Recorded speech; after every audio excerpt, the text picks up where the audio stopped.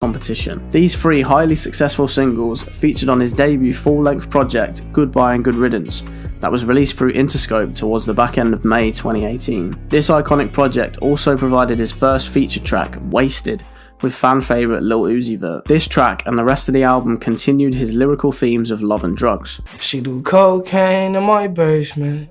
I'm a doctor, but I'm running out of patience. I believe that I don't have any type of patience. So that's why I kind of use the line, I'm a doctor, meaning I have drugs, but I don't have patience.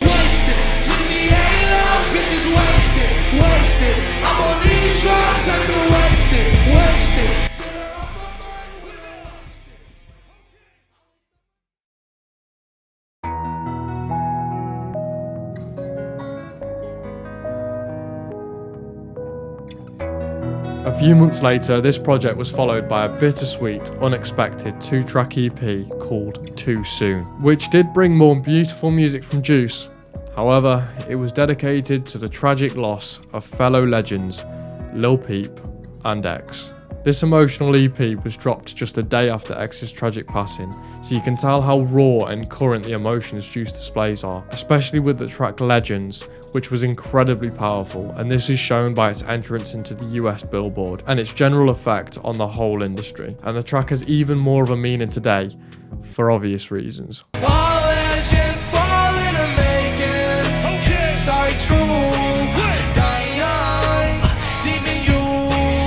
Juice claimed that despite not seeing eye to eye with X on certain views, they would always keep in contact, and it's clear that Juice massively respected him like most of the artists in the industry.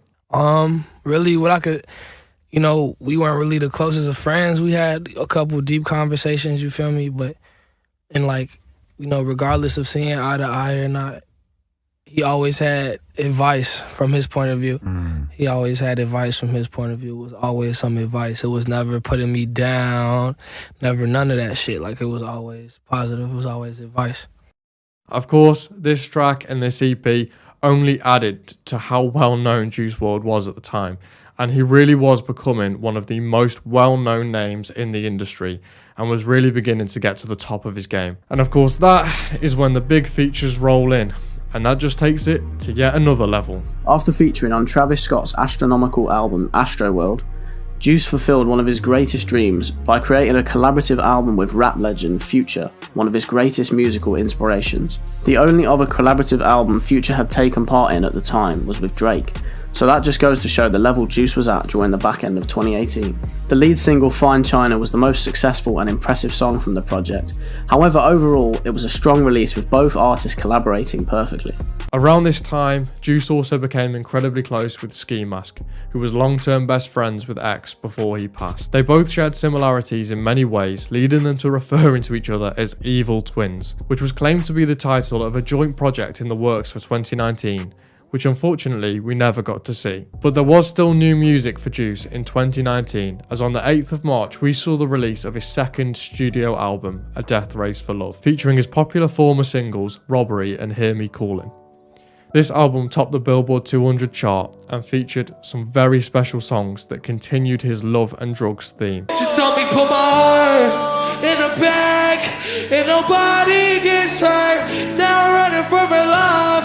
I'm not fast, so I'm making it worse. Now I'm digging up a grave from my past. I'm a whole different person. Now this project was very long, maybe a bit too long. However, it clearly demonstrated the ability that Juice has of just making hit after hit, with many songs on this album feeling like they could rocket to the top of the charts if they were released as a single.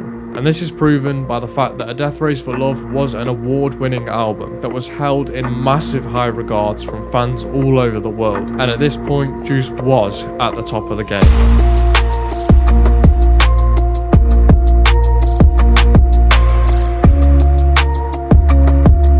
Following this album's success, Juice went on tour with Nicki Minaj, which was yet another huge success, before dropping yet more Billboard singles, including Bandit with NBA Youngboy, that yet again featured themes of love and drugs, and yet again was another huge success. Yo, ex nigga did good, I can do it. Bad bitch, I think she a hunter, she a killer, and she a Jeffrey Dahmer. I can tell her she no feelings, I can read her like a bug.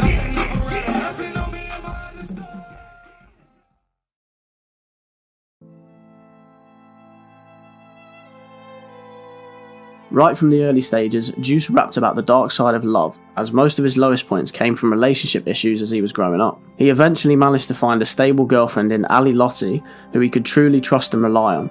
They were together for a good portion of his career from 2018, so he'd draw from previous events to create his hits. Naturally, when discussing the low points of love, Juice would often touch on mental health related topics. Mental health in the black community is, that's like an issue. I mean, a lot of people, I got homies that you know, they come to me now saying they think they got anxiety. But I know back in the day, especially the area that I used to hang with them at, they come to their mama tell them they got anxiety. She gonna be, what? We going to church on Sunday. People could really connect with the lyrics and emotions that he displayed on each track. And of course, anything that is relatable will catch on and resonate with so many people, and this is one of the main things that made Juice the huge success he was. When someone as well regarded as Juice is opening up about mental health and his struggles, it makes a huge difference to millions of his fans all around the world that are also struggling with the same sort of thing. Y'all probably heard, like, it's been a couple people that described it as this before, but Chicago is like crabs in a bucket. And, you know, motherfucker try to get out, everybody else in the bucket gonna do everything they can to stop that person. But I feel like us as artists, we do have an outlet to speak on shit like that and create awareness and change shit like that. But I feel like it only do it when the time is right. You shouldn't feel obligated to do something, because that's not doing it off the strength of your heart. Mm-hmm. That's doing it because you feel like you everybody else wants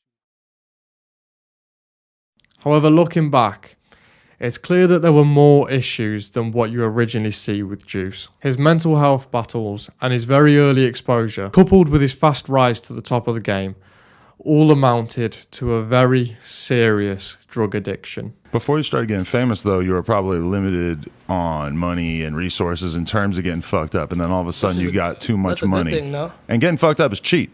But all of a sudden... No, I mean, I feel like that's a good thing, because think about how burnt out I'd be if I had the resources to get high you know what I'm saying? Think about how, especially you discovering something new. As we've been saying throughout this video, right from the start, many of Juice's most popular and famous lyrics and songs were mainly dedicated to drug abuse and drug addiction. There's genuinely not many Juice WRLD verses, if not any, that don't feature some kind of mention or reference to drugs. The issue here is that Juice made rap music, so it was just regarded as normal, because in this industry it is. However, in this case, it wasn't just lyrics, and Juice WRLD was really suffering from a serious drug addiction.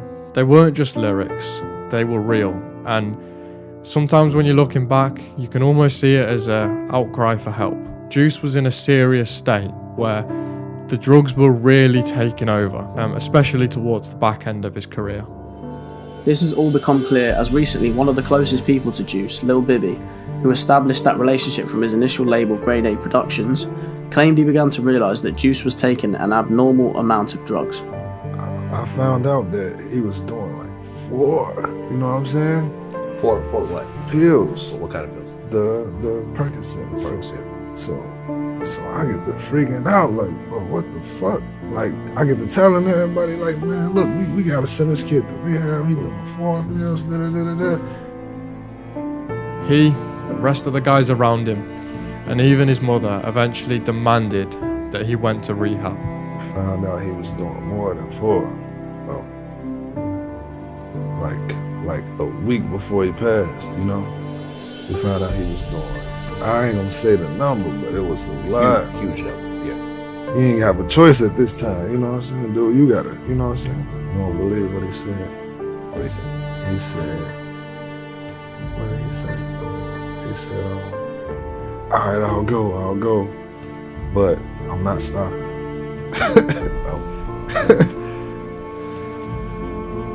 Okay. He said, all right, I'll go, but I'm not stopping. Like, I'll lower my dosage, but I like he said, I like doing it too much, like, I ain't stopping.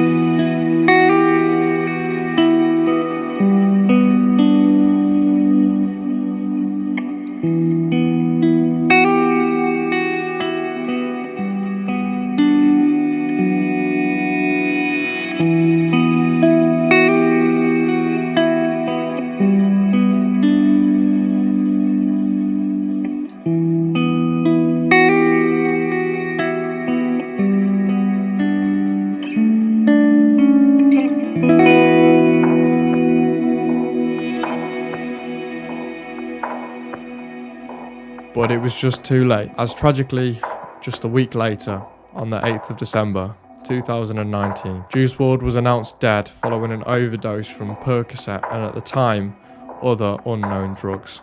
It was later discovered that toxic levels of codeine and oxy were also present in his system, meaning Juice had taken an extreme number of drugs before his death. And this all led to him having a life-threatening seizure. Of course I thought he was gonna be good, shit.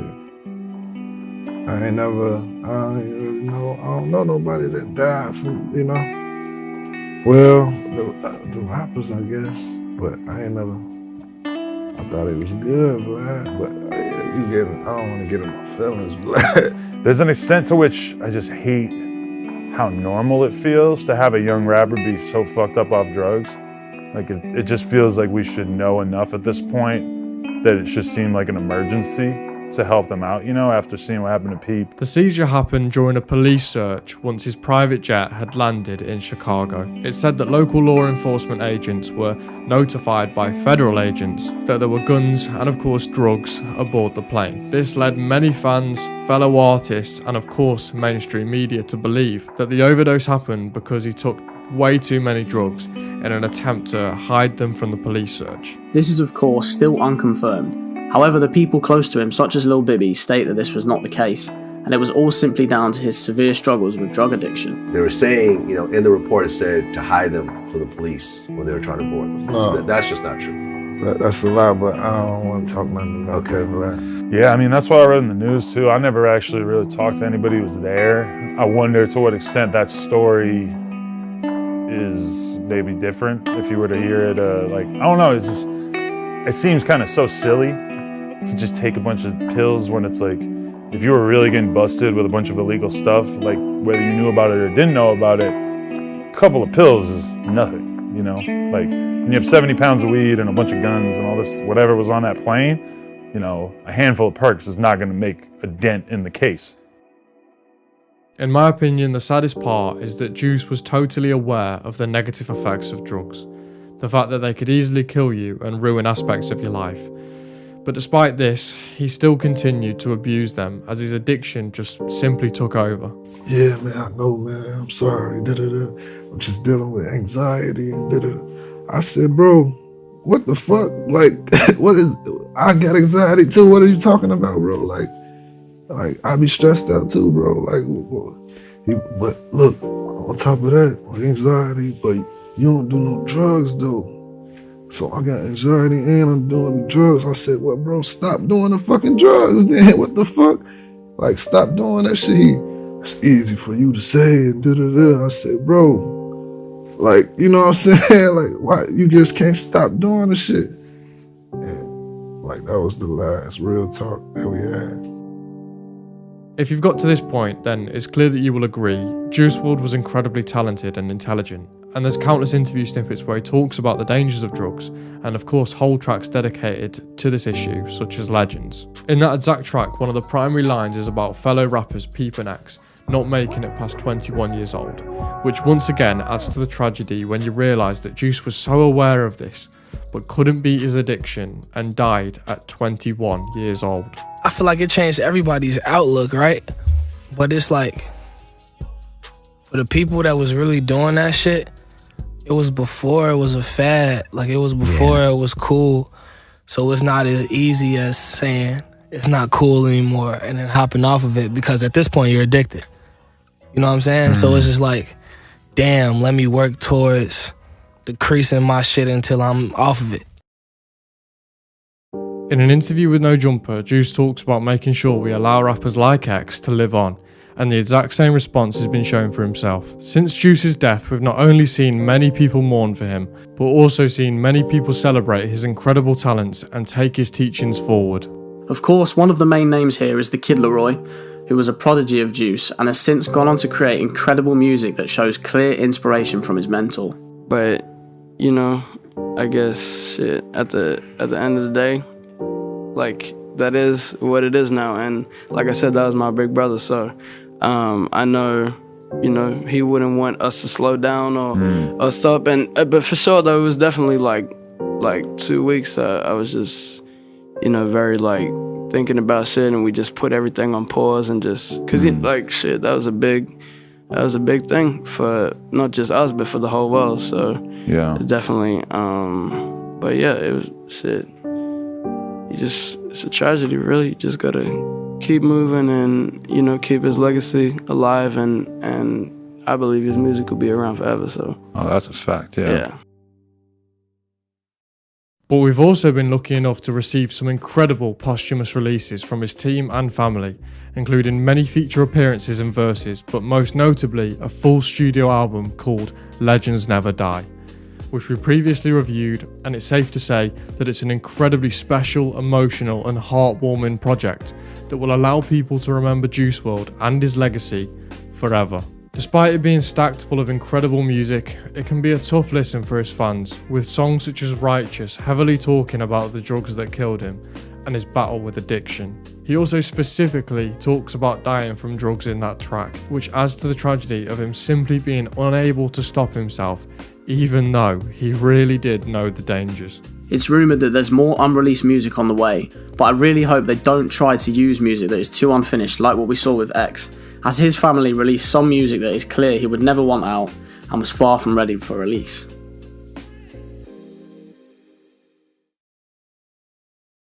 So of course, the death of Juice WRLD has been yet another tragedy in the rap game and the rap industry, and especially for us fans. And I'll be honest, making this video, doing the research, repeating some of these lines now, and in particular watching the interviews, has been tough. And it's always hard making this type of documentary. I mean, I remember Long Live X was an incredibly emotional sort of production from me and Joe.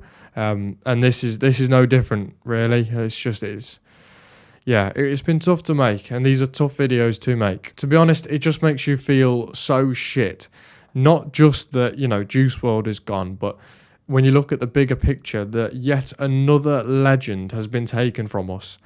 That's the shittest part. Like, the fact that we've lost yet another legend that could have gone on to make even more phenomenal music and would have gone on to be in one of the greatest of all time in everyone's opinion. Whereas obviously at the moment, it's only in the opinion of the people that were lucky enough to appreciate his music at the time, like ourselves. But like with everything, it sounds weird to say this, but we must look at the positive side of this situation. And that is simply that we were lucky enough to experience this incredible guy's music. We were lucky enough to be around and involved in the industry and listening to this genre of music at the same time that Juice WRLD was alive, and X, and Peep, and Pop Smoke, and everyone who we've lost. So most of all, it is our job and our duty as rap fans of this generation to allow Juice's legacy and music to always live on.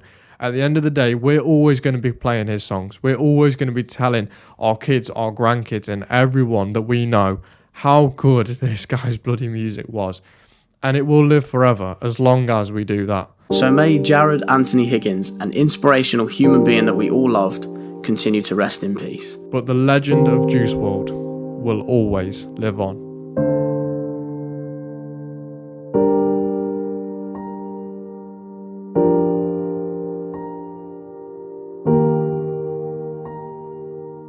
It's funny because I wrote that song in like 15 minutes. And then on the original mixtape that it was on, I didn't think that was gonna be it was just another song. Like, obviously I liked it enough to put it on the project, but I didn't think that was gonna be the smash. I had a song called Moonlight on the tape, and I thought that was gonna be the smash. But I was talking to her on Instagram for over a year, but not even on no flirting shit. It was like, oh, this song sound hard. Keep up the good work. How you know it was really hard and wasn't no catfish though? Oh, I could tell. I never get got.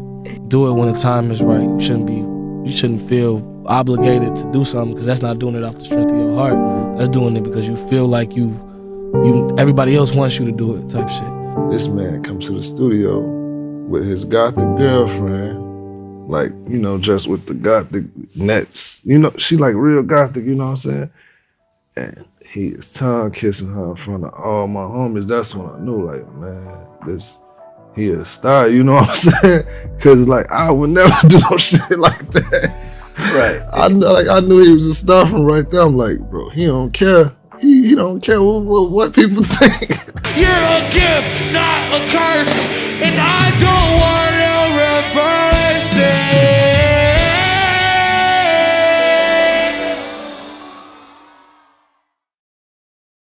Shout out our boys, Bearwoods. NoJumper.com. Ain't Nobody Cool collab is Shout out. out my penis. Bang, bang, bang. Bang, bitch. Juice World. Listen to WRLD, him on all 999. streaming platforms. Make the kid some bread. Listen to Adam 22's new mixtape. Yeah. On some shit. Follow Adam22 on Instagram and Twitter.